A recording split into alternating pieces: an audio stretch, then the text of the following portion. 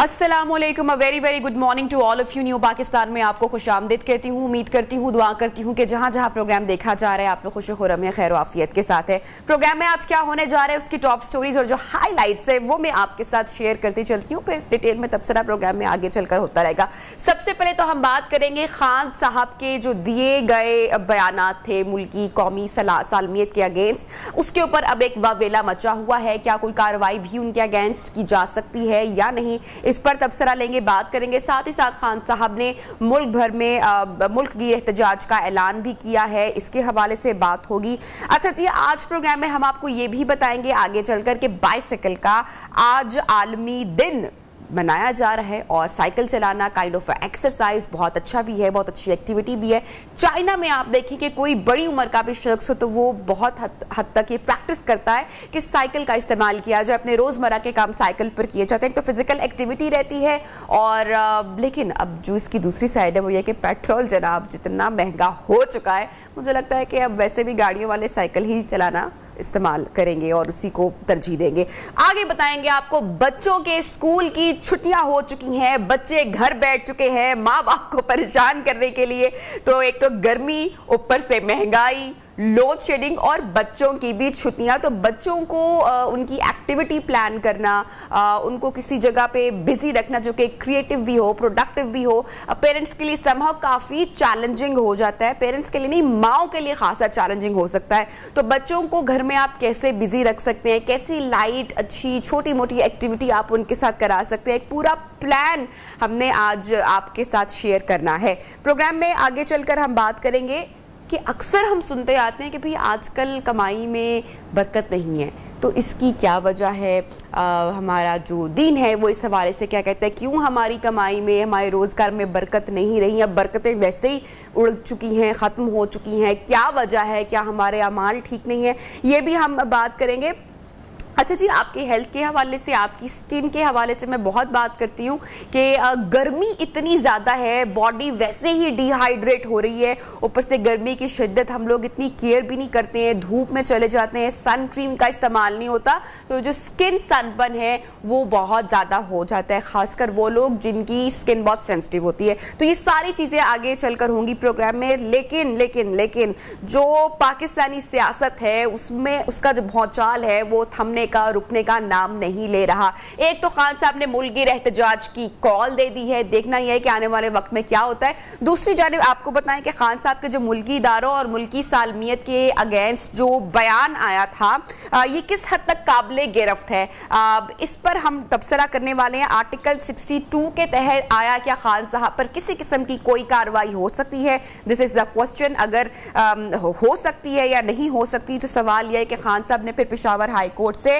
जमानत कबल अज़ वक्त गिरफ्तारी भी करवा ली है। तो ये सब बातें हम करेंगे। हमारे साथ जो गेस्ट मौजूद हैं, सरबराह पिलडॉट अहमद बिलाल साहब, बहुत शुक्रिया अहमद साहब, आपने टाइम निकाला। मैं आपसे जानना चाहूंगी, हमारी रहनुमाई कीजिएगा, जो खान साहब ने गुफ्तगू की इससे पहले पूरे पाकिस्तान ने सुनी, उन्होंने क्या कहा, मैं वो रिपीट नहीं करना चाहती, मैं वो दोहराना नहीं चाहती, लेकिन क्या उनका बयान काबिले गिरफ्त है, ये मेरा सवाल है, क्योंकि पैमरा ने भी अब उनके उस बयान को नशर करने पर पाबंदी आयद कर दी है। जी बहुत शुक्रिया। देखिए, खान साहब का जो बयान है वो कई लिहाज से काबिल एतराज़ हो सकता है। एक तो इस वजह से कि वो पाकिस्तान के बिल्कुल माजी करीब तक वो हमारे वज़ीर आज़म रहे हैं, तो मुल्क के मामलात को जितने अंदर से उनको जानते हैं और जो उनके पास मालूमात हासिल रही हैं, उसकी बुनियाद पे जो भी वो बात करेंगे उसको बहुत सीरियसली लिया जाएगा। ये एक आम आदमी का या आम तज्जिया कार की बातें नहीं हैं, ये पाकिस्तान के साबिक वज़ीर आज़म की इंतहाई वेल इन्फॉर्म्ड पर्सन के तज्जिए हैं।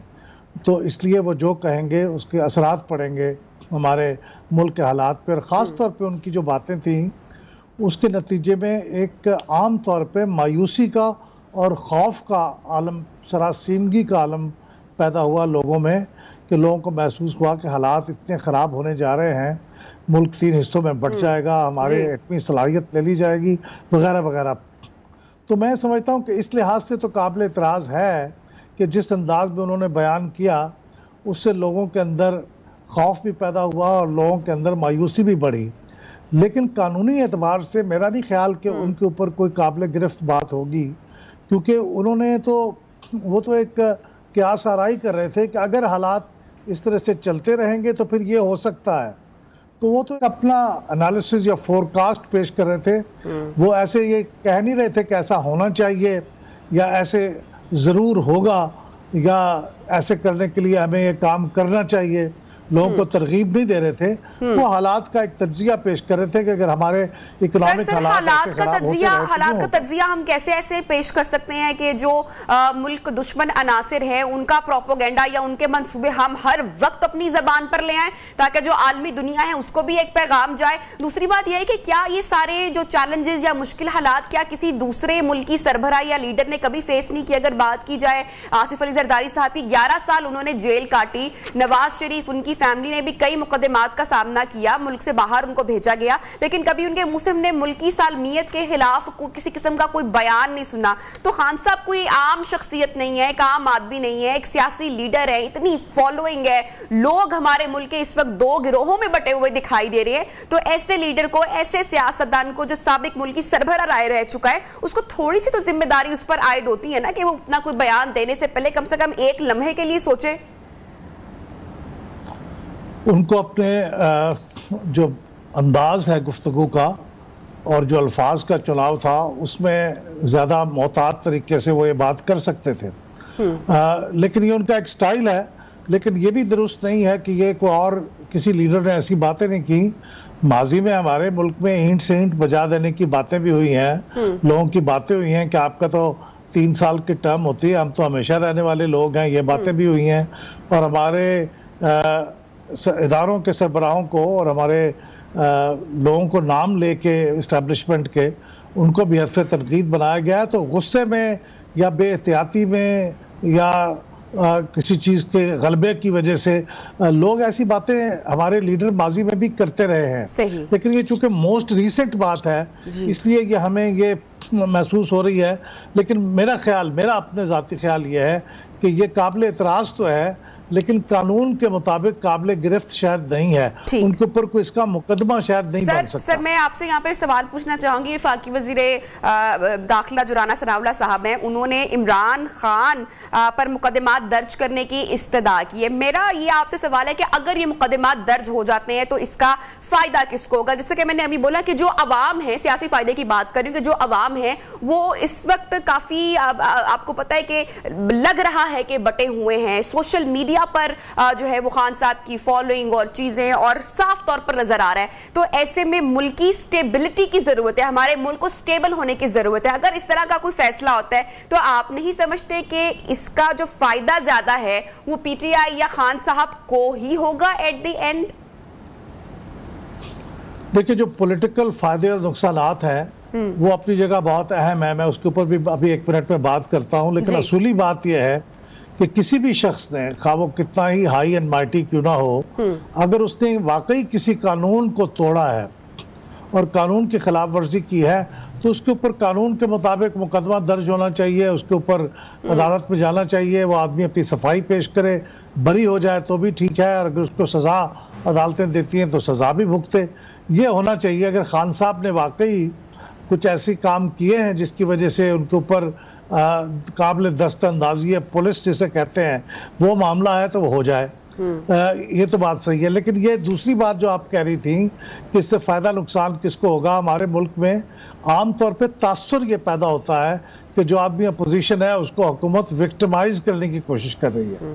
पाकिस्तान मुस्लिम लीग नवाज के लोगों पे जब मुकदमे बनते थे, राना सनाउल्लाह साहब पे खुद एक मुकदमा बना मनशियात के बारे में, और बाकी लोगों पे जो मुकदमे बने, तो आम लोगों का ख्याल ये था कि ये मुकदमे तो सही नहीं है, ये हुकूमत इन लोगों के ऊपर दबाव डालने के लिए, इन्हें विक्टिमाइज करने के लिए ये मुकदमे बना रही है। तो यही सूरत हाल अब खान साहब के बारे में होगी कि उनके ऊपर आप मुकदमे बनाएंगे, मुकदमे दर्ज कराएंगे, और अगर उनको गिरफ्तार भी कर लेंगे तो उसके नतीजे में लोगों की हमदर्दी, जो गिरफ्तारी वाला सवाल है ये इस वक्त चूंकि बहुत दिनों से गर्दिश भी कर रहे हैं और खान साहब भी इस बारे में सोच रहे हैं, आपको ऐसा लग रहा है कि वो थोड़ा सा, वैसे तो कौम को कहते रहते हैं ना कि घबराना नहीं है, लेकिन आपको लग रहा है कि वो खुद भी थोड़े से घबराए हुए हैं और किसी किस्म की कोई गारंटी भी चाहते हैं अदालतों की जानिब से कि किसी तरह की कोई गिरफ्तारी ना हो, उससे बचना या कुछ इस तरह के मामलात के हुकूमत रिटेलिएट ना करे आने वाले टाइम में।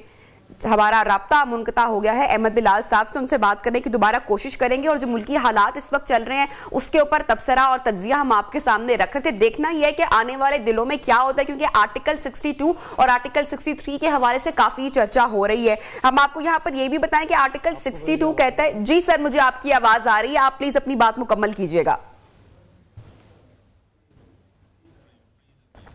जी अहमद साहब आप सुन पा रहे हैं मुझे?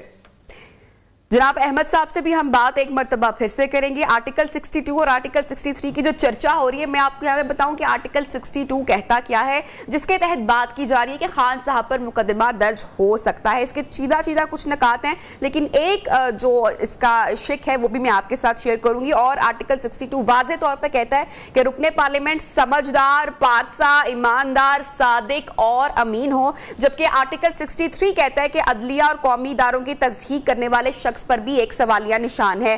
अहमद बिलाल साहब मैं इसी पर आपका कमेंट लेना चाहूंगी आर्टिकल 62 और 63 के ये इन शिकों के हवाले से।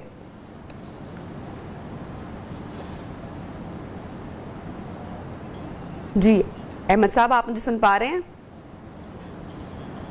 ठीक है, अहमद साहब से हम दोबारा भी बात करने की कोशिश करेंगे।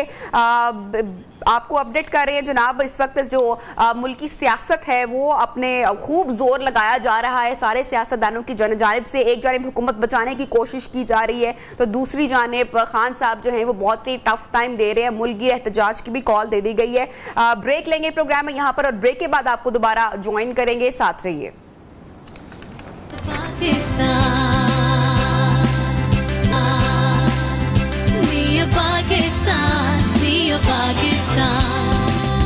वेलकम बैक जनाब, प्रोग्राम में आपको खुशामदीद कहते हैं। और जैसे कि खान साहब कहते थे ना कि घबराना नहीं है, तो मेरे ख्याल से कि अब थोड़ा सा आप लोग घबरा लें, क्योंकि मैं खुद बड़ी घबराई हुई हूँ ये सेगमेंट करने से पहले, और समझ में नहीं आ रहा कि हो क्या रहा है। जो महंगाई है वो अब शायद आसमान से, कहते थे ना कि पहले बातें करते, लेकिन आसमान से भी शायद 7वें आसमान से अब बातें करना शुरू हो गई। और इसकी मिसाल ये कि कल जो पेट्रोल की कीमतों में इजाफा हुआ है वो सबके सामने, और आवाम को जो धचका इससे लगा है, मेरे ख्याल से गरीब क्या, मिडिल तबका क्या, जो अपर क्लास है वो भी थोड़ा सा इससे हिली होगी।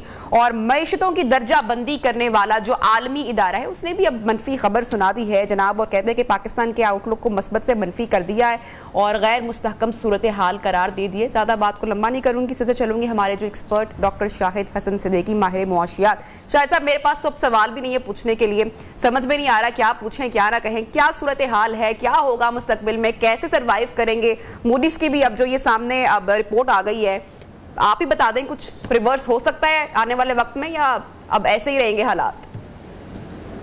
देखिए, मूडीज ने जो ये ड्रामा किया है, उन्होंने ये कहा कि जी पाकिस्तान के जो एक्सटर्नल सेक्टर है, बैरूनी शोबा यानी करंट अकाउंट डेफिसिट, रुपए की कदर और रिजर्व्स, ये ख़राब है, बहुत ज़्यादा ख़राब है। ये बात बिल्कुल सही है, ख़राब है, हमें भी पता है। दूसरा उनका ये कहना है कि जी पाकिस्तान को बैरूनी फाइनेंसिंग यानी बैरूनी कर्जे लेने में मुश्किलात का शिकार है। वो हुकूमत खुद ही कह रही है जी IMF हमें ये कह रहे हैं, करें वो करें। तीसरी बात वो ये कहते हैं कि जी पाकिस्तान में बेयकीनी की कैफियत है, सियासी हंगामा आ रही है, हुकूमत के मुस्तकबिल का पता नहीं है। तो जी मुस्तकबिल का तो किसी का भी पता नहीं होता। ये हुकूमत तो 2023 का भी बजट और एक साल के बाद 2024 का बजट भी पेश करने की तैयारी कर चुकी है। ये तो है सूरत, तो इसमें ये तो बिल्कुल वाज़ेह है। तो IMF ये जो इन्होंने रेटिंग कर दी है, इससे कोई बड़ा फर्क नहीं पड़ेगा, क्योंकि जून में मैं ये भी समझता हूँ, जून में आप देखेंगे कि हमें कर्जे मिल जाएंगे IMF से। चीन ने भी जो हमें झंडी दिखाई हुई थी, सऊदी अरब ने भी, उनसे भी आपको पैसे मिल जाएंगे, रिजर्व्स बेहतर हो जाएंगे, रुपए की कदर में थोड़ा सा इंप्रूवमेंट आ जाएगा। हाँ, महंगाई ज़रूर बढ़ेगी, मजीद बढ़ेगी, बेतहाशा बढ़ेगी, शायद 18 से 20% हो जाएगी। ये बिल्कुल मैं वाज़ेह तौर पर आपको बता रहा हूँ। लेकिन एक बात मैं ज़रूर कहूँगा इससे दूसरी बात से पहले, कि ये जो तबाही हुई, अभी आपने बड़ी खूबसूरत जुमला में हुआ क्यों? पर हुआ इसलिए कि 28 फरवरी को इमरान खान साहब ने जो मुआहदा तोड़ा, अगर वो नहीं तोड़ते तो ये नहीं होता। मार्च से जून 2020 तक जो स्टेट बैंक ने रुपए की कदर डिस्काउंट रेट को गिराया, जिसकी वजह से तबाही बर्बादी आई, जिसमें मिनिस्ट्री ऑफ फाइनेंस शामिल है, ये दोनों इक़दामात इक़्तिसादी दहशतगर्दी के ज़ुमरे में आते हैं। हमारी हुकूमत का ये फ़र्ज़ बनता है कि वो एक सलामती कमेटी की मीटिंग बुला के ये दोनों रखें। और तीसरा ये कि शौकत तरीन ने चार्जशीट किया है इमरान खान की हुकूमत में जाने के हटने के 3 दिन के बाद, उन्होंने ये कहा कि जब ये हुकूमत में आए थे अगस्त में, तो इनके पास तो कोई हिकमत अमली थी नहीं, इन्होंने तो कोई मनसूबाबंदी की थी। और इमरान खान ने जो 10 नुकाती हिकमत अमली पेश की थी, उसमें वाज़े तौर पर कहा था कि हमने तमाम हिकमत अमली बना ली हैं, पूरा खाका हमारे पास मौजूद है, हम ये कर देंगे 100 दिन के अंदर। वो सब झूठ था, दरोगोई थी। उनका अपना आदमी जिसको उन्होंने सेनेटर बनाया है, 3 दिन के अंदर वो चार्जशीट कर रहे हैं उनको। तो ये तो बात हो गई। अब हम आ जाए कि ये तो हिस्ट्री है।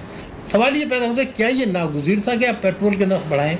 मेरा ख्याल था कि नहीं, इन्होंने ज्यादती की हम कौम के साथ, मौजूदा हुकूमत ने, क्योंकि डार साहब इन सबसे ज़्यादा सीनियर हैं, इन सबसे ज़्यादा कॉम्पिटेंट हैं, और ये उनके पास गए भी थे। उन्होंने 2 बयानात दिए हैं। पहला बयान उन्होंने कहा कि ये गलत फैसला है, ये गलत फैसला है। उनके अल्फाज हैं, टीवी पे उन्होंने अल्फाज चबाए नहीं है, गलत फैसला है। मैं यही कह रहा हूँ, इस हुकूमत को एक फैसला ये करना था कि हर चीज़ IMF के खाते में डालना है। ये मौका जो है, ये ऐसा नहीं है हर चीज़ IMF ही करा रहा है, खुद आप भी कर रहे हैं।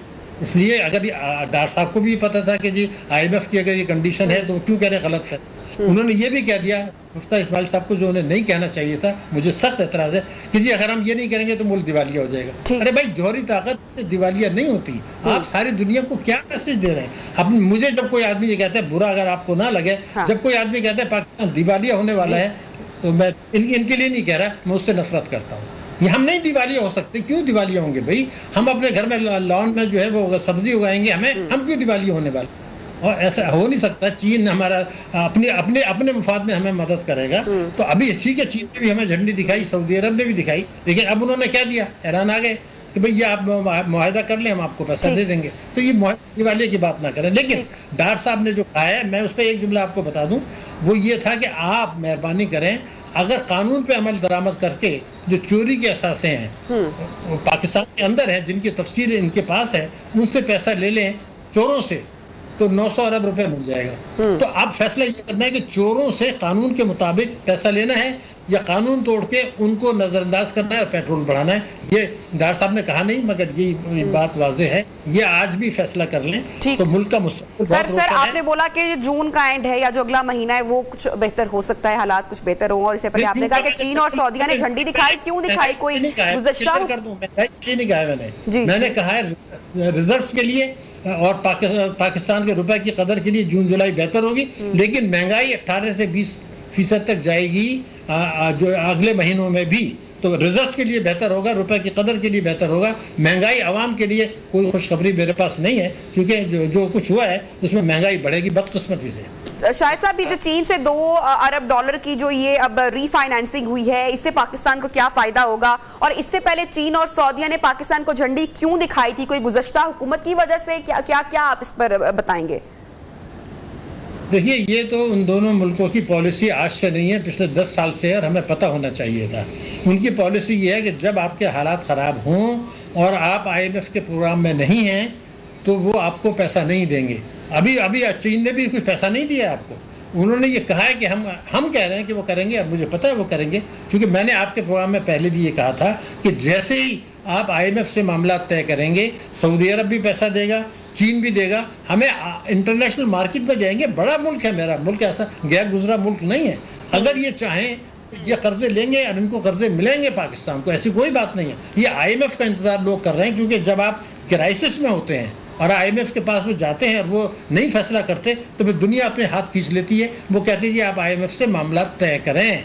तो ये बात हमें पता होनी चाहिए थी, पता है। 2008 में भी यही हुआ था। तो ये चाहे दोस्त हो मुल्क हो आपका या गैर दोस्त मुल्क हो, वो अपने मुफाद में फैसले करते हैं। उनका मुफाद है कि अपना IMF के प्रोग्राम में जाएं ताकि उनका क्रेडिट रिस्क खत्म हो, वो आपको पैसे दे देंगे। इसीलिए मैं कह रहा हूँ हमारे रिजल्ट भी बेहतर हो जाएंगे। हमारे जो है वो रुपए की कदर भी आप देखेंगे कि 190 से 185 पे भी आ सकती है। महंगाई का आपको बता रहा हूँ खौफ है, बहुत ज्यादा खौफ है। 18 से 20% महंगाई बढ़ने वाली है, खुदा न खास्ता आने वाले महीनों में भी। ठीक है डॉक्टर साहब, ये जो हमारी जो पाकिस्तान है या जो हमारे जो लोग हैं, उनमें से जो हमारा लोअर तबका है, ऑब्वियसली जो गुर्बत की भी लकीर से बहुत नीचे है, उनको तो शायद इन मामलात की समझ बूझ भी नहीं है कि IMF क्या है, IMF से कर्ज लेने की शराइत क्या हैं, क्या असरात होंगे, चाइना क्या मदद कर रहा है, सऊदीया क्या मदद कर रहा है। मैं आपसे पूछना चाह रही हूँ कि जो पेट्रोल की जो कीमतों में इतना इजाफा हुआ, अचानक से हुआ, 2 हफ्तों में ही इतना शदीद इजाफा किया गया, लोग उससे बड़े परेशान हैं।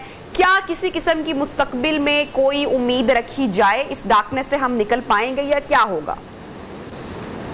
मोहतरमा, आपको भी पता है कि हम लोग मुसलमान हैं और इस्लाम में मायूसी कुफ्र है। ये तो हमारे ईमान का हिस्सा है। लेकिन ये मैं आपको बता दूं कि IMF ने अपने दांत पेश किए हैं, वो ये कह रहे हैं और हुकूमत ने मान लिया है कि 10 जून को जो बजट आएगा वो उनकी मर्जी के मुताबिक होगा, जिसमें अवाम के ऊपर मुश्किलात होंगी, क्योंकि जौहरी ताकत पाकिस्तान है, एक ऐसी ताकत है जिससे दुनिया खौफजदा है कि अगर यहाँ के जो मुसलमानों में जो जज्बा है, अगर कभी ये जज्बा सामने आ गया तो ये तो उम्मत मुसलमान को इकट्ठा करके जो है जौहरी ताकत भी मुश्किलात कर देंगे। तो IMF भी, FATF भी अमेरिका के जो है अहकामात के तहत पाकिस्तान को तंग कर रहा है। वो जून में बहुत सख्त शराइत रखेंगे और सख्त हम फैसले नहीं करना चाहते कि चोरों से पैसा वापस लें, वो हम करना नहीं चाहते, हम टैक्स की चोरी भी रोकना नहीं चाहते। तो वो ये कहेंगे कि आप जो है अपने तरक्याती बजट कम कर दें, तालीम सेहत का बजट कम रखें, आवाम के ऊपर टैक्सेस लगाएं, पेट्रोल के नर्फ मजीद बढ़ाएं, और ये आप देखेंगे कि तालीम नजरअंदाज होगी, सेहत नजरअंदाज होगी। ये अगर आप फैसला IMF के प्रोग्राम से, ये जो एक ही मैं आपको बता दूं, बहुत ज़रूरी बात मैं आपसे कह रहा हूं कि ये हुकूमत ये कहे कि IMF से ये कह रहे हैं कि आप $6 अरब के बजाय हमें $8 अरब दें, वो मान जाएंगे, लेकिन शराइत सख्त करेंगे। वो ये कह रहे हैं कि सितंबर 2022 में ये प्रोग्राम ख़त्म हो रहा है, इसको आप जून 2023 तक ले जाएं, वो मान जाएंगे। आप उसके बजाय इनसे ये कहें कि आप मेहरबानी करें और जो है ये सब ना करें, एक्सटेंशन ना करें, जून में खत्म कर दें, लेकिन इतनी सख्ती हमारे ऊपर ना करें कि अवाम कुछ ले जाए। डॉक्टर शाहिद हसन साहब, जो मौजूदा हुकूमत है उनकी मुआशी प्लानिंग आपको कैसी दिखाई दे रही है as compare to the previous government? देखिए, प्रीवियस गवर्नमेंट ने तो मईशत से खिलवाड़ किया है, आपको भी पता है, मुझे भी पता है। मैं तो ये कह रहा हूँ कि सलामती कौंसिल में लेकर जाएं, वरना आइंदा भी ये खिलवाड़ होता रहेगा। लेकिन मौजूदा हुकूमत की जो मसला है वो ये मसला है कि उनके पास कई पार्टियां हैं, उनकी कोalition जो है वो अपना भी तो देखे ना, कितने बैरूनी दौरे हो गए, कभी इससे पहले आपने नहीं देखे थे। अब इनकी मजबूरी है कि इनके पास जो है मेजोरिटी नहीं है, और ये पार्टियां जो हैं वो अपने अपने मुफादात भी देख रहे हैं, वो अपने इलेक्शंस भी देख रहे हैं, अपने लोगों को भी नवाज रहे हैं। तो ये बहुत ज़्यादा इनके हाथ बंधे हुए हैं, खुले नहीं है। मैं तो ये समझता हूँ कि हमारे शहबाज शरीफ साहब जो हैं, मुझे उनकी सलाहियतों पर भरोसा काफ़ी है। मैं आपको बता दूँ, मैंने उनकी हिकमत अमली वोट देखी है पंजाब में, लेकिन इस वक्त कुछ नहीं कर पाएंगे वो इसी तरीके से दूसरों के। बिल्कुल शायद साहब, आपने बड़ी अच्छी बात की पूरी गुफ्तगू में कि उम्मीद का दामन बिल्कुल नहीं छोड़ना चाहिए, और चाहे मुश्किल हालात हो, मेरे ख्याल से आवाम को भी चाहिए कि वो अपना किबला दुरुस्त करे। और जो टैक्स की है, अक्सर हम लोग भी बहुत हमें अपने आप को भी दुरुस्त करने की ज़रूरत है, हमें अपने आप को भी ठीक करने की यहाँ पर बहुत ज़्यादा ज़रूरत है। अपने आप से भी हमें सवाल करने की ज़रूरत है कि हम क्या आया इस मुल्क को दे रहे हैं, कहीं हम तो कोई चोरी चकारी नहीं कर रहे हैं, हम अपना काम पूरा कर रहे हैं। तो ये आप सवाल अपने आप से सबसे पहले पूछिए। ब्रेक लेंगे, ब्रेक के बाद जनाब आपको दोबारा ज्वाइन करेंगे। प्रोग्राम में बहुत कुछ है, साथ रहिए।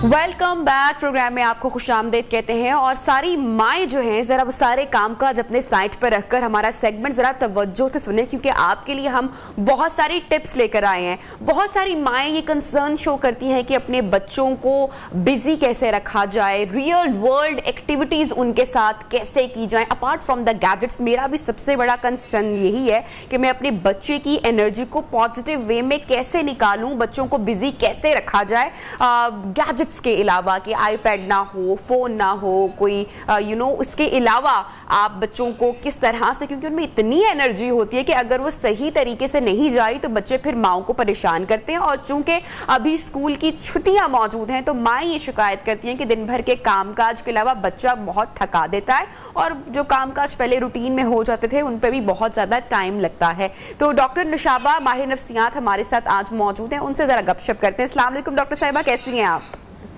मैं ठीक हूँ जी। अस्सलाम वालेकुम नबी, आप कैसी हैं? मैं बिल्कुल ठीक ठाक हूँ डॉक्टर साहिबा। मेरे भी 2 बच्चे हैं, एक अभी स्कूल गोइंग होगी सितंबर में, लेकिन आई कैन अंडरस्टैंड कि जो माएँ पहले से बच्चों को स्कूल भेज रही हैं और अब छुट्टियां हो गई हैं तो उनकी हेडेक या परेशानी क्या होगी, क्योंकि बच्चों में माशाल्लाह बहुत ज़्यादा एनर्जी होती है और माओ का कंसर्न ये होता है कि पॉजिटिव तरीके से कहीं पे निकले। एटलीस्ट मेरा तो ये कंसर्न होता है। तो आप क्या टिप्स देंगी आज सारी जो माएँ हमारा प्रोग्राम देख रही हैं उनको? जी बिस्मिल्लाह, शुक्रिया नबिया आपके मदद करने का। जब आपने कहा हेडेक होता है, हेडेक, तो वो मुझे समझ आ रही है कि मुझे अभी कभी कभी ऐसा महसूस होता है कि हमारे ना पेरेंट्स, माँ बाप, ये बच्चों के इश्यूज नहीं है, बेसिकली पेरेंट्स का हेडेक। ये इतना लफ्ज जो है ना कि आप मगरू लाई करते हैं बच्चों को स्कूल भेज के जान छुट्टी।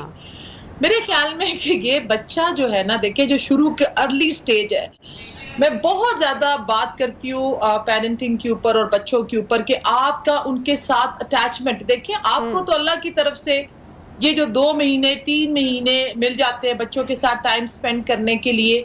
कुछ चीजें आप पेरेंट्स भी आजकल, लकीली हमारी खवातीन भी ज्यादा वर्किंग भी है, घरेलू खवातीन भी है, जिनके ऊपर बिल्कुल आप बजा फरमा रही हैं कि प्रेशर बहुत ज्यादा आ जाता है, लेकिन उसके लिए जो सबसे ज्यादा इंपॉर्टेंट चीज है वो डिसिप्लिन है। कि यूजुअली ये होता है कि बच्चे जो होते हैं ना, ऐसा नहीं होता कि बच्चे छुट्टियां हुई और जो है जी वो बच्चों की कोई रूटीन नहीं है, पेरेंट्स की रूटीन खत्म हो जाती है। वो सुबह पहली चीज जो है वो, जिसको मैं कंसिस्टेंसी कहती हूँ, अगर बच्चे बड़े हैं, आप बच्चों को, वो आपको देती है नमाज, इस्तिकामत, डिसिप्लिन। आप उनका एक टाइम टेबल बनाएं, बच्चों के साथ उस टाइम टेबल के ऊपर उस क्वालिटी टाइम को स्पेंड करें, नंबर 1। दूसरी चीज ये नबिहा, हम बच्चों का ज्यादातर हमारा जो फोकस होता है वो उनके एप्टीट्यूड के ऊपर होता है। हम उनको जब पढ़ा भी रहे होते हैं, चाहे टीचर्स हैं, चाहे हमारे घर में जो पेरेंट्स हैं, वो 5-6 सब्जेक्ट्स हैं, बेसिक इंग्लिश, उर्दू, मैथ्स, ये इन्हीं के ऊपर फोकस होता है, लेकिन इंटरेस्ट के ऊपर फोकस नहीं होता कि बच्चे का इंटरेस्ट क्या है। इंटरेस्ट है उसका हॉबी। अब उसके लिए आपके पास बेहतरीन टाइम है जिसके अंदर आप बच्चों के स्किल डेवलप कर सकते हैं। स्किल डेवलपमेंट, किसी अगर बच्चियां हैं तो बच्चियां, छोटी बच्चियों को भी छोटी छोटी हॉबीज का शौक होता है। कुकिंग आप करा सकते हैं बच्चियों को लेकर या बच्चों को दोनों के लिए मैं कह सकती हूँ। आजकल तो लड़के भी करते हैं, राइडिंग है, स्विमिंग है, वो चीजें जिनके अंदर बच्चों का, पेंटिंग है। डॉक्टर निशाबा, अब मैंने काफी देर से ये चीज डिस्कवर की हुई है और अपनी बेटी सलीना के लिए मैंने ये बल्कि पूरा प्लान भी किया हुआ है। और जितनी माएँ देख रही है, बहुत सारी एक्टिविटीज जिसका आपने जिक्र किया, मेरे ख्याल से कि अगर हम वीकली भी अपने बच्चों को 1 से 2 बार ले जाए, for example I really like कि मेरी बच्ची मार्शल आर्ट सीखे और मैं इसको प्लान भी करी, तो मेरे ख्याल से बच्चे बहुत खुश भी होते हैं। वो मुझसे पूछती है कि आप मुझे मामा फोन पर दिखाओ कि बच्चे कराटे कैसे कर रहे हैं, मार्शल आर्ट्स की वीडियो। और मेरे ख्याल से कि जब हम उनको लेकर जाएंगे वहां पर और वो इस एक्टिविटी में इन्वॉल्व होंगे तो बड़ी पॉजिटिव एनर्जी भी उनमें आएगी। बिल्कुल, देखिए मैं आपको ये बात कहूं, जैसे बच्चियों में, जैसे मैं कह रही हूँ कि सेल्फ डिफेंस, मुझे याद है कि मैंने बच्चों के साथ खुद टाइक्वांडो ट्रेनिंग ली थी। पेरेंट्स भी ले सकते हैं, इसमें कोई मसला नहीं है। तो आपके पास वो चीजें जिनके लिए वक्त नहीं है। एक और चीज मैं आपसे जरूर आपकी तवज्जो से प्रोग्राम के शेयर करना चाहती हूँ। बच्चों के लिए हमारे पास एथिक्स और मॉरलिटी के लिए कोई भी ना स्कूल डिग्री दे रहा है और ना हमारे पास किसी यूनिवर्सिटी में है जी। इस टाइम पे आपके पास बेहतरीन वक्त है कि बच्चों को आप एक, चाहे वो आप स्टोरी की शक्ल में, चाहे वो किसी किताब की शक्ल में, उनके साथ बात करें, बेसिक से शुरू करें। उनको बताएं कि वो कौन है, दुनिया में क्यों आए हैं, अल्लाह और रसूल का कॉन्सेप्ट दे। देखिए ये वो कॉन्सेप्ट जब तक आपका क्लियर नहीं होता ना, वो बच्चे ज्यादा एंजाइटी और डिप्रेशन के अंदर रहते हैं। उनको बताएं कि अपनी हिस्ट्री बताएं, रिलीजियस हिस्ट्री बताएं, इस्लामिक हिस्ट्री बताएं, मुल्क की हिस्ट्री बताएं, किसी भी कहानी के हीरोज का बताएं, शेर शाह सूरी, टीपू सुल्तान, मैं अक्सर कहती हूँ कायदे आजम, अल्लामा इकबाल। अच्छा, उसके बाद आप उनसे बेसिक बीमारियां जो बड़े होके, जो उनके बाद में ट्रेनिंग नहीं हो सकती, कि आपने दिन का उनको टारगेट दे देना है बच्चों को। उनको पता होना चाहिए कि आज आपने कितने अच्छे काम किए और कितने बुरे काम किए, अच्छे कामों की डेफिनेशन, और उसके बाद आप उनको रिवॉर्ड दें।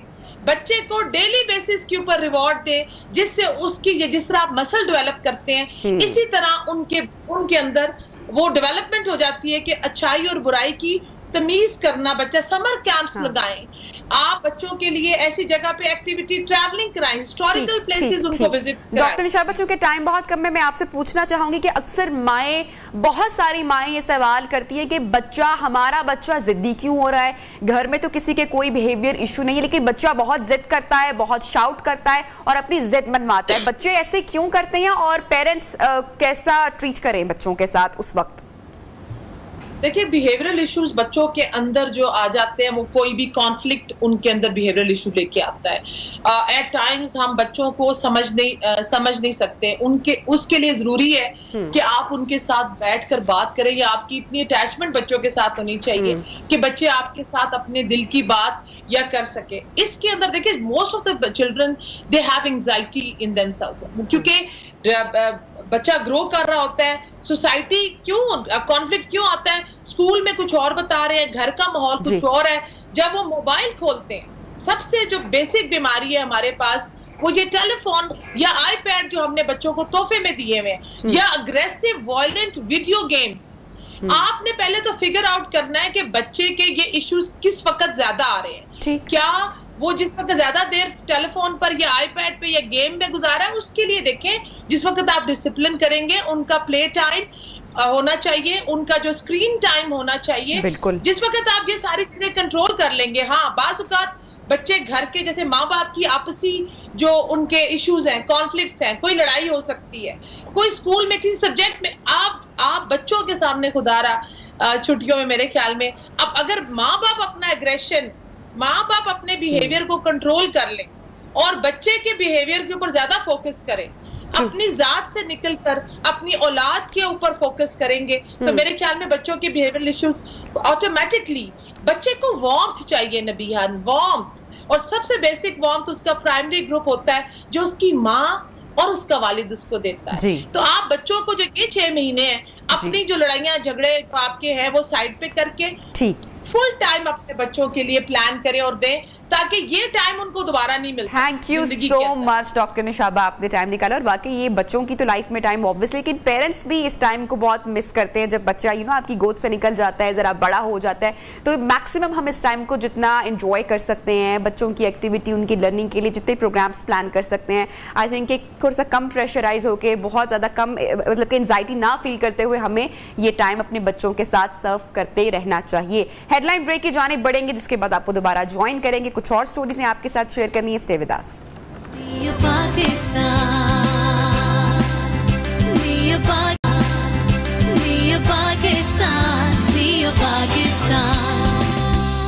वेलकम बैक जनाब, प्रोग्राम में आपको खुशामदीद कहते हैं। और हमारी जो जिंदगी है नाजरीन दोस्तों, वो बड़ी मशीनी हो चुकी है, या अगर कहा जाए कि हम बड़े आराम पसंद हो चुके हैं, तो ये कहना हरगिज गलत नहीं होगा।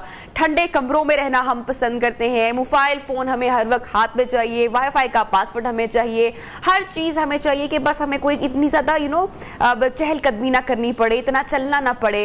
और इसी तरह एक वक्त था हमारे बचपन तक में भी साइकिल का बड़ा क्रेज़ हुआ करता था। मुझे याद है कि बड़ी फैंटेसी होती थी कजन्स के साथ, बारिश का अगर मौसम है या मौसम बड़ा अच्छा है तो वो एक ड्रीम होता था कि अम्मी से इजाजत मिल जाए कि कहीं दूर साइकिल पर चले जाए विद कजन या अपने फ्रेंड्स के साथ। लेकिन अब लगता है कि बच्चों की भी जो ये एक्टिविटीज है ना, उनको कोई इंटरेस्ट नहीं रहा साइकिलिंग में भी और इस तरह के शौक में भी। बहरहाल आज जनाब साइकिल का आलमी दिन भी मनाया जा रहा है। ये सेहत के लिए भी बहुत अच्छा है साइकिलिंग करना। अगर आप जिम जाएंगे, इतने पैसे खर्च के जाएंगे, तो वहां पर आपको एक साइकिल भी नजर आएगी, फिटनेस के लिए इतनी अच्छी है। और दूसरी बात ये कि जनाब जितनी महंगाई हो चुकी है, पेट्रोल की कीमतें जो आसमान से बातें कर रही हैं, तो मेरे ख्याल से अब वैसे ही हमें महंगी गाड़ियों के पेट्रोल छोड़ के साइकिलिंग की तरफ जो है वो रुजू करना चाहिए। आज जनाब हम इसी के ऊपर बात करेंगे और दो बड़े प्यारे मेहमान हमारे साथ नियो पाकिस्तान के स्टूडियो में मौजूद हैं। तारुफ में आपसे करवाती चलती हूँ अदील शाहिद जो कि सीईओ हैं शाहिद साइकिल क्लब के। बड़ी जबरदस्त ये एक्टिविटी जनाब अरेंज करवाते हैं।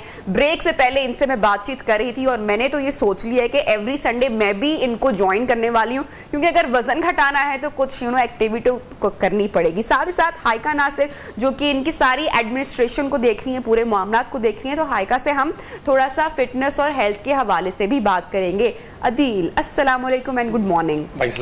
भाई आप तो बड़े अच्छे लग रहे हैं। ये साइकिलिंग का पूरा कोई यूनिफॉर्म है, क्या सिलसिला है, बताएं जरा हमें।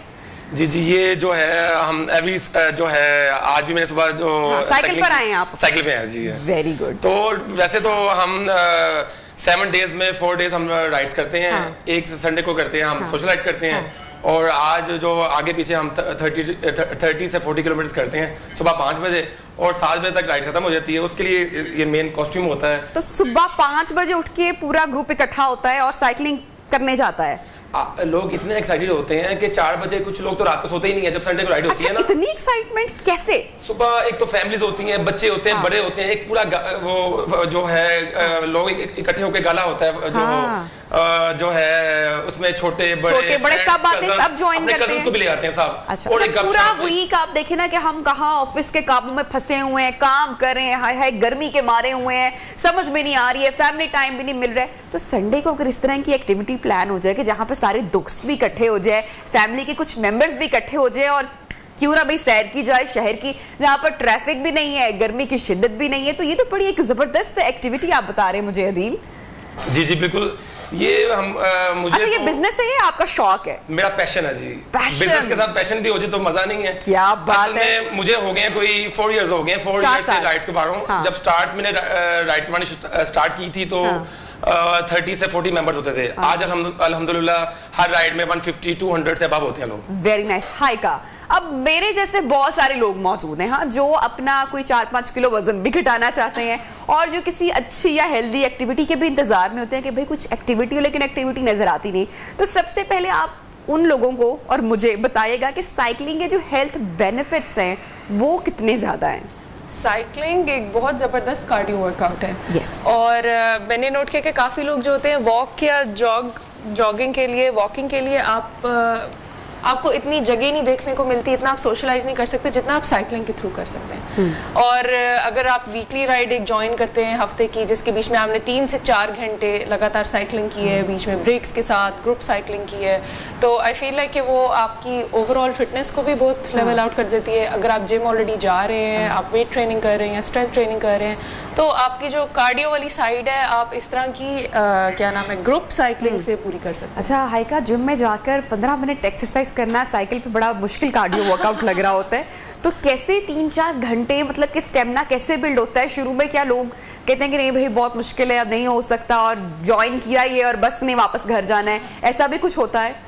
नहीं, क्योंकि मैंने नोट किया है कि हम लोगों की जब साइकिलिंग ग्रुप्स हो रहे हो तो छोटे से छोटे बच्चे भी they keep cycling as long as the adults.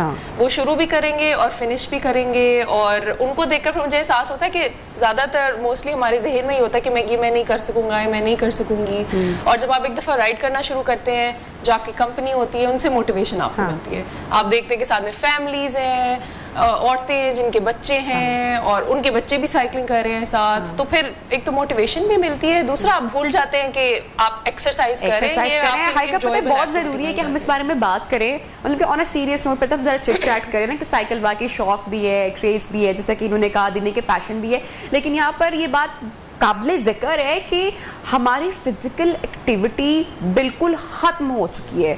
हमारी लाइफ में हर चीज़ इतनी मतलब कि आसानी आ चुकी है कि हम मेरे ख्याल से कि शायद बैठे बैठे जिसमें वो ताकत ही नहीं रही, क्योंकि फिजिकल एक्टिविटी नहीं है। सीढ़ियाँ आप देखें हम नहीं चढ़ते, लिफ्ट का इस्तेमाल करते हैं, वॉक हम करना पसंद नहीं करते, गाड़ी का हम मुसलसल इस्तेमाल। और आप देखें कि लाहौर जैसे शहर में कितनी गाड़ियाँ हो चुकी हैं, बढ़ चुकी हैं, तो आप देखेंगे कितनी सारी बीमारियाँ क्यों टाइम से पहले आ रही हैं। मैं अभी बात कर रही थी कि अगर आप किसी 40 इयर्स ओल्ड शख्स का अगर अभी आप मुआयना करवाएंगे ना या उसको लेके जाएंगे तो उसको कितनी बीमारियां पता नहीं निकली होंगी, और उसकी वजह यह कि एक तो खुराक गलत है और उसके साथ साथ कोई फिजिकल एक्टिविटी नहीं है। अदील, अभी आपने मुझे बताया अभी शो से पहले कि आप लोगों ने रिसेंटली इस्लामाबाद का भी ट्रिप किया है। जी, हमने माशाल्लाह 5 फीमेल्स थी और जो है 7 जेंट्स से हमने 2 डेज में की है। एक रात हमने जो रहे हैं गुजरात पर, और कैसे कर लिया पूरा दिन के साइकिल चलाते रहे?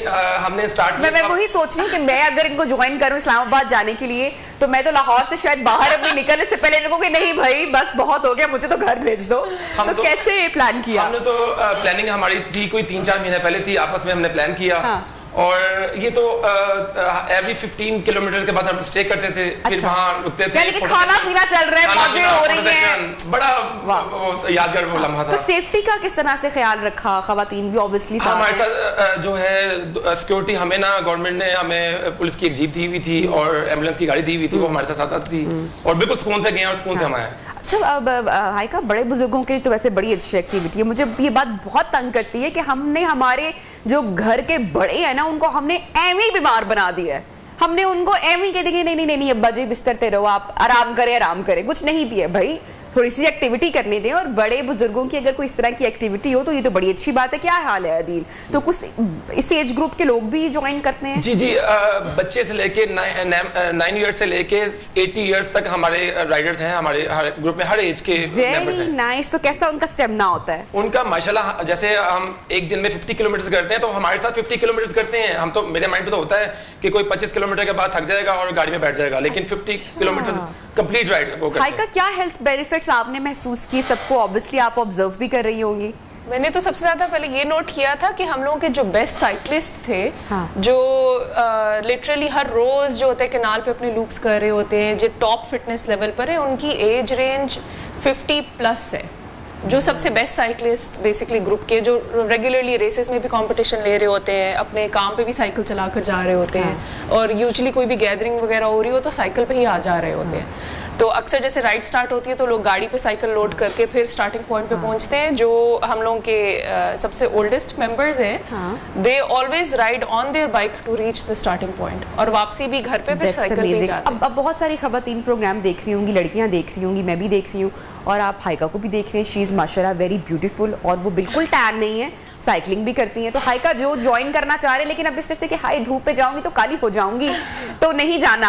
आप जरा उनको बता दें कि क्या एहतियात करनी है, और वो भी बगैर डरे, बगैर हिचकिचाए साइकिलिंग कर सकती हैं। नहीं, डेफिनेटली अव्वल तो ये कि जो हमारी use suncream, yes, and the cycling starts really early in the morning, फजर के बाद। गर्मियों में तो खास तौर पे हम यूजुअली फजर के करीब ही स्टार्ट कर रहे होते हैं, तो सूरज की फुल निकलने से पहले सारे लोग घर पहुंच चुके होते हैं, 7:30-8 बजे तक मैक्स। सर्दियों की राइड्स होती हैं जो कभी 12-1 बजे तक चली जाती हैं, क्योंकि तब ठंड भी होती है, मज़ा भी आता है, और सारे आराम से उठकर साइकिलिंग करते हैं। गर्मियों में मैं ज़्यादा से ज़्यादा ये एहतियात करती हूँ कि मैं हमेशा फुल स्लीव्स पहनती हूँ, और साथ में कोई स्कार्फ या कोई स्टोलर लेकर जाती हूँ जो हेलमेट के नीचे मैं सर पे रैप कर लेती हूँ, क्योंकि जब आप साइकिलिंग कर रहे होते हैं और फिर वापसी पे जो धूप का एक्सपोजर होता है उसकी वजह से काफ़ी पसीना आता है। And lots of sunblock. Sunblock is your best friend when you are cycling. Yes. Adeel, कुछ कहना चाहेंगे? मेरा ये कि जो काफी न्यू मेंबर्स होते हैं तो उन्होंने ज्वाइन करना, तो उनको पता नहीं होता साइकिल चलाओ, महंगाई घटाओ। तो कोई भी मेंबर अगर राइड ज्वाइन करना चाहे तो उसके लिए तो अपने लिए बस एक साइकिल होनी चाहिए। अगर साइकिल नहीं है तो हम साइकिल रेंट पर प्रोवाइड कर देते हैं। Very nice. तो वो आपको ऑन द स्पॉट मिल जाती है। तो ये ज्वाइन करने का तरीका है। और हमारा जो ग्रुप का नाम है वो क्रिटिकल मास लाहौर है। ये हम आपको इंस्टाग्राम पे जाके मैं स्टॉक करूंगी और आपसे राब्ता करूंगी, और बच्चों को छुट्टी पे नानी के घर भेज के, मैं तो भाई संडे को आ रही हूँ, सन क्रीम पहले लेकर आए आप लोग भी। अगर आप इनको ज्वाइन नहीं करें तो भाई अपने अपने शहर में, अपने अपने घर के पास कोई भी एक्टिविटी आप प्लान कर सकते हैं, क्योंकि आपकी सेहत जो है वो नंबर 1 है, सबसे ज़रूरी है, उसका ख्याल रखना ही बहुत ज़रूरी है, और उसके लिए साइकिलिंग भी बहुत ज़रूरी है अगर आप करना चाहें तो। Thank you so much Adeel, शुक्रिया आपका। हाइका, शुक्रिया आपका भी। लेंगे ब्रेक, और ब्रेक के बाद आपको करेंगे दोबारा ज्वाइन। साथ रहिए।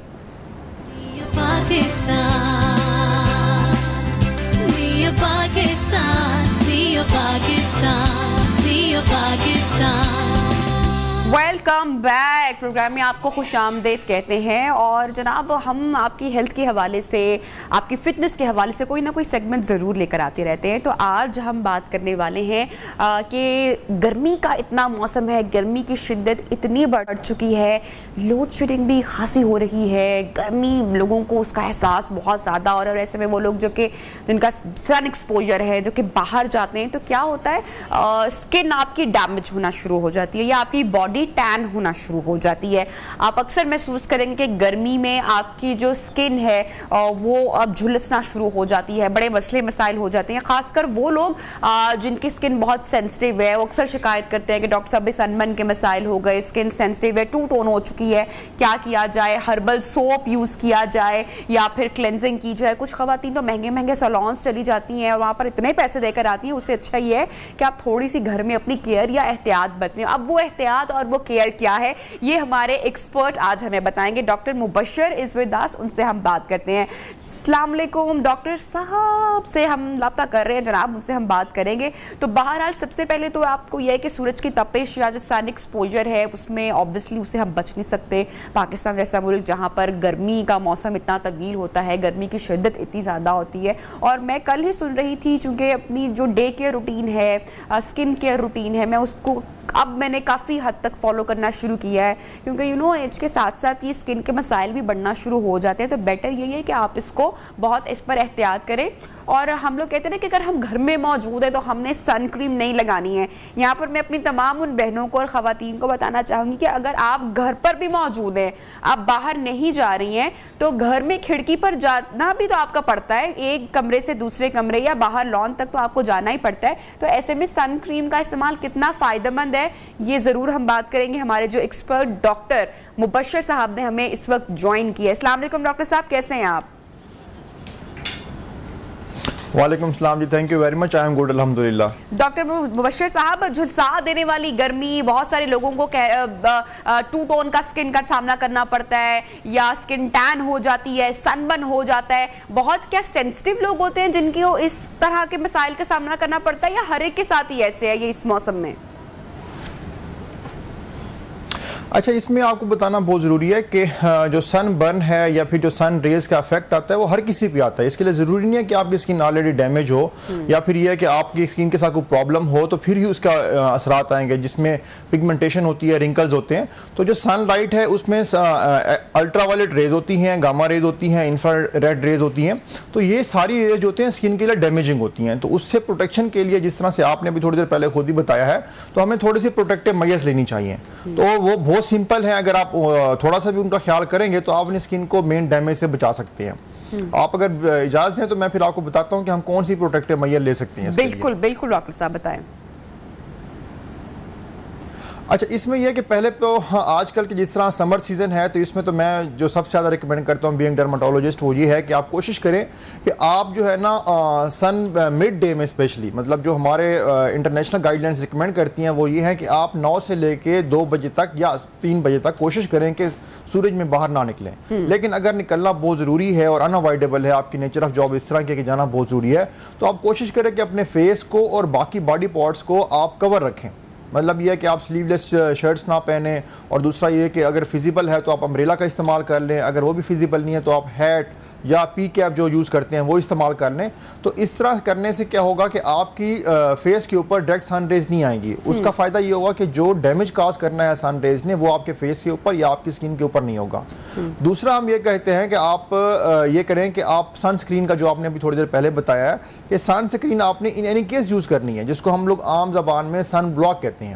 सन ब्लॉक का इस्तेमाल बहुत ज़रूरी इसलिए है कि सन ब्लॉक की एक कैपेसिटी होती है कि वो जो सन रेज में डैमेजिंग रेज होती हैं, जो अल्ट्रावायलेट रेज होती हैं, उनको ब्लॉक करता है। और उस ब्लॉक करने से उसका फ़ायदा ये होता है कि उसकी जो स्किन को डैमेज करना होता है उन रेज ने, उससे बचत हो जाती है। तो इसलिए सन ब्लॉक का इस्तेमाल बहुत ज़रूरी है। और इवन कि अगर आप इंडोर भी हैं तो हमारी जो घर की लाइट्स होती हैं जिसमें बल्ब है या बाकी घर की लाइट्स हैं, उनमें भी अल्ट्रावायलेट रेज होती हैं, उनसे भी बचने के लिए सन ब्लॉक का इस्तेमाल ज़रूर करें। अच्छा डॉक्टर साहब, सन ब्लॉक के बारे में बहुत सारे लोग क्वेश्चन करते हैं कि वो किस नौयत का होना चाहिए, कौन सा होना चाहिए। बहुत सारे लोगों को अवेयरनेस नहीं है। हम बहुत सारी महंगी क्रीम्स या मॉइस्चराइजर्स तो यूज़ करते हैं, लेकिन आई डोंट नो क्यों सन ब्लॉक यूज़ करने का रुझान हमारे यहाँ नहीं है। और पाकिस्तान जैसे कंट्री में जहाँ पर 9-10 महीने गर्मी की शिद्दत इतनी ज़्यादा होती है और सूरज मौजूद रहता है सर पर। अच्छा, सन ब्लॉक में ये है कि as per hour weather condition जो पाकिस्तान में है या मैदानी इलाकों में है या इस तरह इस्लामाबाद रावलपिंडी में है, उसमें आपने ये देखना है कि जो भी आप सन ब्लॉक यूज़ करें उसका सन प्रोटेक्शन फैक्टर जो है वो 60 एंड अबव होना चाहिए। मतलब उसके ऊपर जो भी आप सन ब्लॉक खरीदेंगे उसके ऊपर लिखा हुआ होगा कि इसका SPF कितना है, जिसको हम सन प्रोटेक्शन फैक्टर कहते हैं, वो 60 एंड अबव होना चाहिए। ये मिनिमम बता रहा हूँ आपको, ठीक है। और दूसरा ये है कि सन ब्लॉक ऐसा इस्तेमाल करें कि जो को बहुत ज़्यादा स्किन को गोरा ना करे। आजकल मार्केट्स में ऐसे भी सन ब्लॉक अवेलेबल हैं जिसमें लोग बताते हैं, जो उनके सेल पर्सन है वो ये बताते हैं कि जी आप सन ब्लॉक भी इस्तेमाल करें और इसका सन ब्लॉक का भी ये काम करेगा और साथ आपकी स्किन को गोरा भी करेगा। इसका नुकसान ये होता है कि कुछ सन ब्लॉक्स में वो स्टीरॉइड्स ऐड कर देते हैं जो कि आपकी स्किन को गोरा तो कर देते हैं, उसमें SPF सन प्रोटेक्शन फैक्टर होता है, वो आपको सन रेज से भी बचा लेता है, लेकिन जो स्टीरॉइड होता है वो आपकी स्किन को बहुत बुरी तरह डैमेज करता है। अच्छा। सन रेज का नुकसान क्या होता है कि वो आपकी स्किन में 2 मेजर काजेस करती हैं जो पब्लिक को बताना जरूरी है। वो ये है कि एक तो पिगमेंटेशन काज करती है, जिससे आपकी स्किन के ऊपर आपने देखा होगा जिसको हम आम जबान में छाया बोलते हैं, मिलाजमा भी कहते हैं, तो वो काज करती है, जिसकी वजह से आपने देखते हैं कि जी के चेहरे के ऊपर मुख्तलिफ किस्म की छाया बन जाती हैं। दूसरा यह कि रिंकल्स काज करती है, मतलब यह कि जो फेस के ऊपर ना झुर्रियां सी आना शुरू हो जाती हैं, जिससे हमारे एजिंग साइंस पहले आना शुरू हो जाते हैं, वक्त से पहले आपके फेस की लुक ऐसी होती है कि आप बुरे लगना शुरू हो जाते हैं। तो इसलिए सन ब्लॉक का इस्तेमाल जरूरी है और सन रे से बचना भी जरूरी है। जो आपने बात की कि मार्केट में मुख्तलिफ किस्म के मॉइस्चराइजर अवेलेबल हैं और लोग मॉइस्चराइजर तो इस्तेमाल करते हैं, बिल्कुल आपने ठीक कहा। ऐसे भी हमारे पास क्लाइंट्स आते हैं कि जो कहते हैं कि हम लोग विटामिन सी का सीरम यूज़ कर रहे हैं, हम नाइट क्रीम यूज़ कर रहे हैं, हम ये कर रहे हैं। उनसे पूछें जी सन ब्लॉक आप यूज़ करते हैं? नहीं डॉक्टर साहब वो तो हम यूज़ नहीं करते। तो मतलब ये है कि जो बहुत ज़रूरी चीज़ है इस्तेमाल करने की वो सन ब्लॉक है, चाहे इधर इट्स विंटर और समर, दोनों सीजन में सन ब्लॉक का इस्तेमाल बहुत ज़रूरी है। फ़र्क क्या होता है? फ़र्क ये होता है कि अगर आप समर सीजन में आपका सन एक्सपोजर ज़्यादा है तो मे बी 2 to 3 आवर्स के बाद आपको सन ब्लॉक की कोटिंग चेंज करनी पड़े, आपको दोबारा लगाना पड़े, क्योंकि सन ब्लॉक की भी एक स्पेसिफिक एफिकेसी होती है, कैपेसिटी होती है कि जिस तरह वो एक सर्टन कैपेसिटी होती है उसकी कि वो इतनी सन रेज को रोक सकता होता है।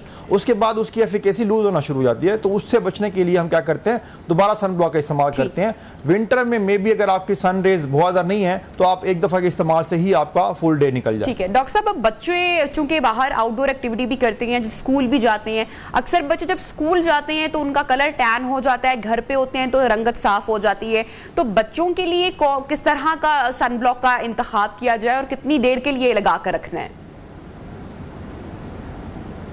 देखें, सन ब्लॉक का जो इस्तेमाल बच्चों के लिए है वो भी सिंपल वही फार्मूला है जो मैंने आपको पहले बताया कि आपने जितना सन एक्सपोजर ज़्यादा होगा उतना आपने अच्छा सन ब्लॉक इस्तेमाल करना है और सन ब्लॉक की आपने कोटिंग चेंज करनी है। अगर बच्चे सपोज के गर्मी में खेल भी रहे हैं, बच्चे आप देखते हैं कि जी कि वो स्कूल जाते हुए रास्ते में भी धूप सन का एक्सपोजर होता है उनका, तो जो टैनिंग होती है ना वो आपने खुद ही कह दिया कि जी कि जो बाहर जाते हैं तो वो उनके कलर टैन हो जाते हैं, अंदर रहते हैं तो वो उनके कलर साफ हो जाते हैं। तो सिंपल वही बात आके जो मैंने अभी आपको बताई है कि सन एक्सपोजर से कलर टेन होता है, पिगमेंटेशन होती है, तो उससे बचने के लिए सन ब्लॉक इस्तेमाल करें। बाकी जो आपने पूछा कि जी कौन सा सन ब्लॉक इस्तेमाल करें, तो बच्चों के लिए भी वही है, जो बहुत छोटे बच्चे हैं उनके लिए नहीं, लेकिन ये कि जो अराउंड 10 एंड अबव हैं, जो स्कूल जाते हैं, उनके लिए भी वही फार्मूला है कि आप प्रॉपर सन ब्लॉक इस्तेमाल करें, उससे आपकी स्किन टैनिंग से ही बचेगी और रिंकल्स भी प्रोड्यूस नहीं होंगे। अच्छा डॉक्टर साहब, जरा स्किन के दीगर मसाइल की भी बात कर लेते हैं। अब जैसे कि हम अपने बॉडी को हाइड्रेट रखना बहुत ज़रूरी है और हम उसको हाइड्रेट रखने के लिए पानी पीते हैं, इसी तरह वो मर्द और ख़वातीन अक्सर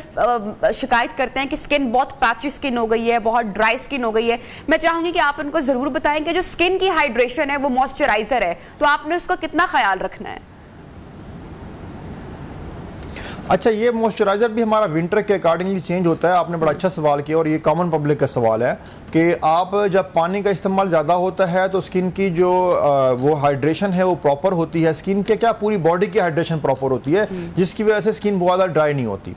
ठीक है, और ये कि अगर आपका वेदर सराउंडिंग में बहुत ज़्यादा ड्राई है, जस्ट लाइक इन विंटर, तो आप देखते हैं कि आप अगर किसी हिली एरिया में चले जाएं, इवन के समर में भी जाएं, तो आपकी स्किन ड्राई होना शुरू हो जाती है। तो उसके लिए आपने खुद ही उसका जवाब दे दिया। आई थिंक आपको भी अच्छा खासा नॉलेज है स्किन के बारे में कि आप उसका जो मॉइस्चराइज करना है, आपने जो हाइड्रेट करना है उसको, तो वही है उसकी वो है हाइड्रेशन है। आप ये नहीं हो सकता कि जी कि आप वाटर इनटेक तो बहुत ज़रूरी है, उससे स्किन साफ भी होती है, आपकी जो स्किन की वो है ओवरऑल हेल्थ भी इंप्रूव होती है, लेकिन अगर स्किन ड्राई हो रही है तो उसके लिए आपने मॉइस्चराइज करना है। और जिनकी ड्राई स्किन है, अब स्किन की भी दो टाइप्स होती हैं, एक ऑयली होती है, एक ड्राई होती है, कुछ लोगों की मिक्स भी होती है। तो जिन लोगों की ड्राई स्किन है वो कोशिश करें कि अपनी स्किन को बार बार मॉइस्चराइज करें, और मॉइस्चराइज करने में कोई नुकसान नहीं है, लेकिन मॉइस्चराइजर को ऐसा इस्तेमाल करें कि जो आपकी स्किन को डैमेज ना करे, जो बहुत ज़्यादा गोरा ना करे। आम मार्केट में अवेलेबल सन ब्लॉक की तरह अवेलेबल है कुछ मॉइस्चराइजर जो बहुत ज़्यादा गोरा करते हैं, और वो जो मॉइस्चराइजर है उनमें स्टेरॉइड्स होते हैं। एक और बात मैं यहाँ पे बताना चाहूँगा जो सन ब्लॉक के हवाले से, बस सन ब्लॉक के हवाले से आखिरी बात बताऊंगा कि कुछ जिनकी ऑयली स्किन होती है वो sebum control sunblock use करें, वो उससे सीबम भी कंट्रोल होगा और ऑयल भी कंट्रोल होगा। दूसरी जो स्किन होती है, ड्राई स्किन होती है, वो एक सिंपल सन ब्लॉक इस्तेमाल करें। Thank you so much doctor Mubashshir Mushtaq हमारे साथ इन कॉन्वर्सेशन थे और आपकी स्किन के हवाले से टिप्स दे रहे थे। तो बहुत सारा ख्याल रखें। एक तो यह कि समर से वैसे ज़रा ऑयली खाने से भी आप ज़रा थोड़ा सा अवॉइड करें क्योंकि पिंपल्स और एक्ने के मसाइल हो जाते हैं। प्लस ये कि जो अपनी स्किन के रूटीन है उस पर थोड़ा सा डिसिप्लिन लेकर आएँ। आई क्रीम का इस्तेमाल बहुत ज़रूरी है। हाइड्रोलॉनिक सीरम का इस्तेमाल आजकल बहुत ज़्यादा ख़वातीन कर रही हैं, उसके बेतहाशा फ़ायदे हैं। ये रीजनरेट भी आपकी करता है स्किन को और बहुत सारी मसाइल से बचाता है, हाइड्रेट भी रखता है। फिर एक अच्छे मॉइस्चराइजर का इस्तेमाल करें। लास्ट में सन ब्लॉक, आखिरी कोट जो है आपका वो सन ब्लॉक का होना चाहिए, ये लाजमी करें और उसके बाद आप देखेंगे कि आपकी स्किन में कितना ज़्यादा बेहतर एक फ़र्क आया है। ब्रेक लेंगे, ब्रेक के बाद आपको दोबारा ज्वाइन करते हैं, साथ रहिए।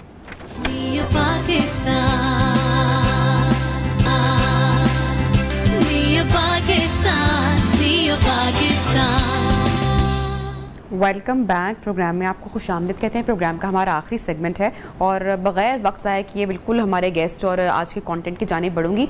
आजकल हर शख्स एक तो महंगाई का रोता हुआ दिखाई देता है और महंगाई है भी, महंगाई का तूफ़ान है, लेकिन उसके साथ साथ एक जुमला हम अक्सर सुनते हैं कि हमारी कमाई में बरकत नहीं रही, हमारे घरों से, हमारे मुआशरे से बरकत ख़त्म हो चुकी है। क्या इसकी वजह? हफीजुल्लाह बलोच साहब हमारे साथ मजहबी स्कॉलर इन कॉन्वर्सेशन। बलोच साहब बहुत शुक्रिया, आपने वक्त निकाला। तो क्या बरकतें वाकई चली गई हैं, रूठ गया खुदा हमसे? बिस्मिल्लाहिर्रहमानिर्रहीम। अल्लाह ताला ने कुरान मजीद में बयान फरमाया सूरह आराफ में, वलौ अन्ना अहलल कुरा आमनु वत्तक़ू लफ़तहना अलैहिम बरकातिम मिनस समाई वल अर्ज़ वलाकिन कज़्ज़बू फ़अख़ज़नाहुम बिमा कानू यक्सिबून। कि अगर मुल्कों के लोग, शहरों के लोग, बस्तियों के लोग अल्लाह पर पुख्ता ईमान कर लें और तकवा इख्तियार करें, परहेज़गारी इख्तियार करें, लफ़तहना अलैहिम बरकातिम मिनस समाई वल अर्ज़, तो हम आसमान और ज़मीन के तमाम अपने ख़जानों के जो है दरवाजे उन पर खोल देंगे।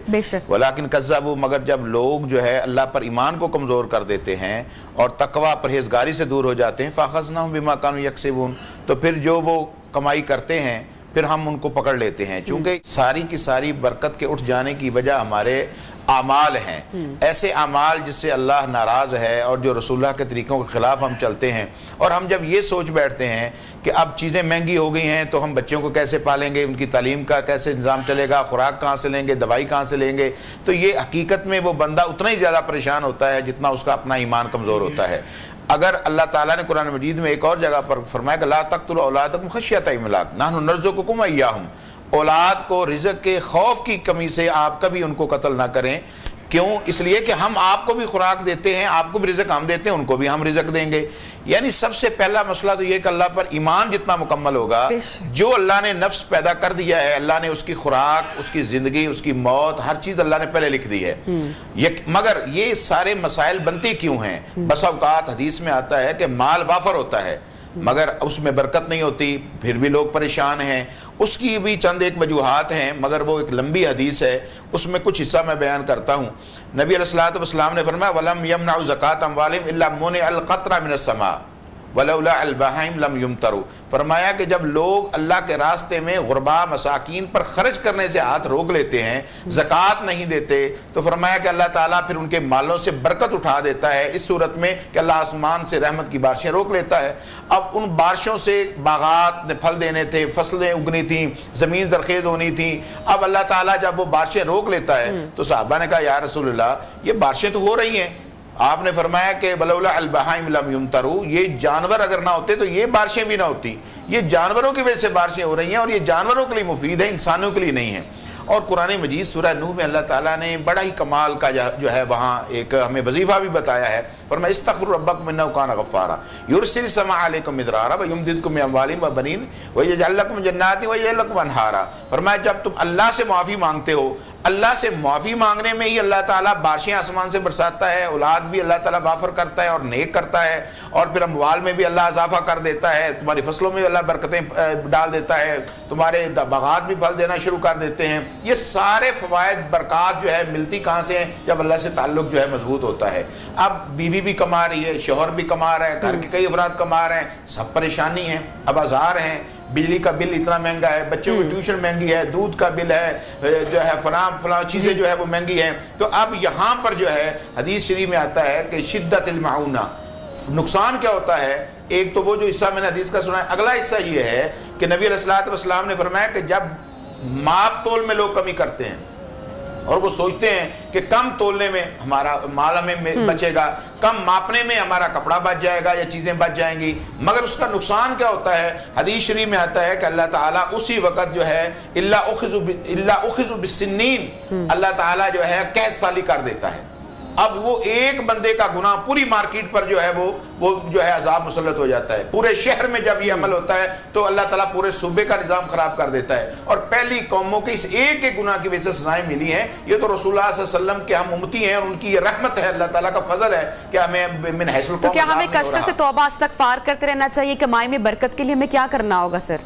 देखें उसके लिए बेहतरीन हल तो अल्लाह से ताल्लुक को फौरन मजबूत करें। जब अल्लाह से ताल्लुक कायम कैसे होगा?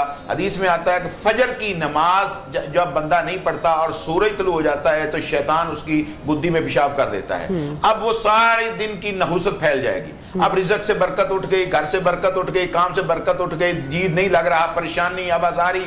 अब फौरन अल्लाह की तरफ हमें रजू करना चाहिए और इस्तिग़फ़ार जितना ज्यादा करेंगे, जितना इस्तिग़फ़ार करेंगे, अल्लाह से ताल्लुक उतना मजबूत और बेहतर होता चला जाएगा। और हदीस में ये जो अगला हिस्सा है वह शिद्दतुल मऊना, अमवाल हैं बेबरकती हो गई, कमी होगी अमवाल के अंदर। बजौर सुल्तान एक सजा अल्लाह और देता है कि जालिम बादशाह कौमों के ऊपर मुसल्लत कर देता है और वो जालिम बादशाह जो है उनसे टैक्स वसूल करते हैं, जबरदस्ती टैक्स वसूल करते हैं। देखो ना हमारी बदकिस्मती कि हम ज़कात 2.5% नहीं देते और पता नहीं 20, 25, 30, 40% टैक्स देने पर मजबूर हैं। अगर हम अल्लाह के साथ ताल्लुक जोड़ना चाहते हैं तो वो अमवाल ज़कातीम, अपने मालों की ज़कातें अगर बर वक्त दें और गुरबा मसाकीन में दें, अल्लाह ताला हमारे माल को भी बढ़ा देगा, औलादों को भी बढ़ा देगा और जो अल्लाह ने दिया है उसमें बरकत आएगी और कनात आएगी।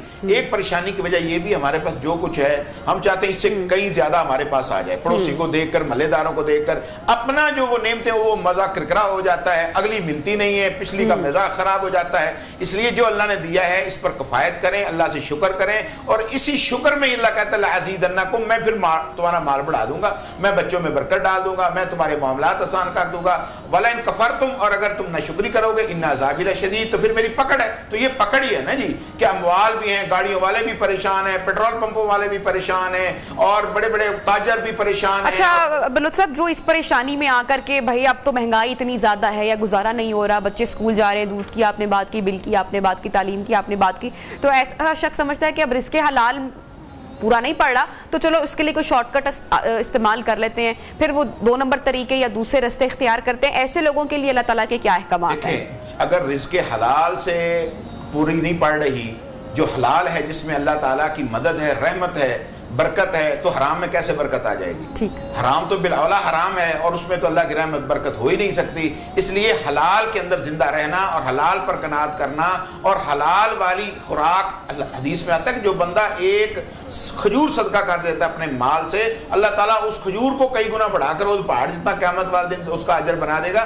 तो हलाल में ही रहना सीखें, हलाल में ही हमारी लोग जो है वो कनात करें, हलाल की आदत डालें, खुद को, बच्चों को, मुआशरे को, रिश्तेदारों को, इसी में अल्लाह ताला बरकतें फरमा देगा। अच्छा, जो हराम कमाता है, कभी बीमारियों में उसके पैसे लग रहे हैं, कहीं थाने में लग रहे हैं, कचहरियों में लग रहे हैं, किसी और अजाब में, मुसीबत में, वो परेशानियों से बंदा निकल ही नहीं सकता क्योंकि उसके अंदर लुक्मा हराम जा रहा है। और हदीस में आता है जिसने एक लुक्मा हराम पेट में उतारा 40 दिन तक तो उसकी कोई इबादत कबूल नहीं होती। उन 40 दिनों में चाहे हज आ जाए, चाहे रमजान आ जाए, चाहे जितनी मर्जी नमाजें नवाफिल तस्बीह पढ़ ली जाए, कोई फायदा नहीं है। इसलिए लुक्मा हलाल बरकत वाला है और लुक्मा हलाल ही हमें निजात दे सकता है। और इन परेशानियों में बेहतरीन हल अल्लाह के साथ मोहब्बत और ताल्लुक बढ़ा दें। जितना ताल्लुक बढ़ता चला जाएगा अल्लाह आपको कनात देगा, मालों में अल्लाह ताला बरकत डाल देगा, थोड़े में भी काफी हो जाएगा। वरना बहुत बड़े बड़े मालों वाले जितने आज परेशान हैं, मैं समझता हूं कि गरीब उस कदर शायद मिडल मैन या लोअर मिडल मैन उतने परेशान नहीं है। मगर महंगाई की तेजी से ये जो बढ़ती हुई लहर है वो सिर्फ कुरान और सुन्नत से हम पीछे हट रहे हैं। देखो रिज़्क़ अल्लाह ने हमें देना है। जब बहुत थोड़े माल थे हमारे पास तब भी हमारे गुजारे होते थे। हम अपने पेरेंट्स को देखें, हम उनसे बहुत बेहतर हालात में, अल्लाह हमारी औलादों को हमसे बेहतर करेगा। इसलिए ये परेशानी लेने वाली कोई बात नहीं, बस अल्लाह से ताल्लुक जोड़े रखें ताकि अल्लाह ताला हमारे अमाल में बरकत फरमाए। ठीक है हफीजुल्लाह बलूच साहब, बहुत शुक्रिया, आपने वक्त निकाला। और जो ग्रेटिट्यूड यानी कि जिसको शुक्रगुजारी कहते हैं वो बहुत लाजमी है कि हम उसको अपनाएं, अल्लाह ताला की शुक्रगुजारी करें, हम तौबा इस्तग़फ़ार करें और सब्र शुक्र से ज़िंदगी गुजारें। अगर आप थोड़ी सी देर के लिए अगर आप सोचें कि जंगल में रहने वाले जानवर, आसमान में उड़ने वाले चरिंद परिंद और समंदर की गहराइयों में रहने वाली वेल और मछलियां, अल्लाह ताला ने उनको भी रिस्क देने का वादा किया, तो फिर इंसान तो अशरफुल मखलूकात है, इन सारी मखलूकात से बेहतर है। लेकिन हम अपने रिस्क के लिए किस तरीके से एक दूसरे को धोखा देते हैं माशरे में और रिस्क हलाल तर्क करते हैं। मेरे ख्याल से कि हमें अल्लाह ताला पर यकीन रखना चाहिए, परहेजगारी अपनानी चाहिए और अल्लाह ताला का वादा है कि वो आपको आपका जो रिस्क है वो अता करेगा। अब प्रोग्राम का जनाब वक्त हो रहा है खत्म, तो हमें दीजिए इजाजत। इंशाल्लाह आपसे मुलाकात होगी अगले हफ्ते। अपना बहुत सारा ख्याल रखिएगा और दुआओं में याद रखिएगा। अल्लाह हाफिज।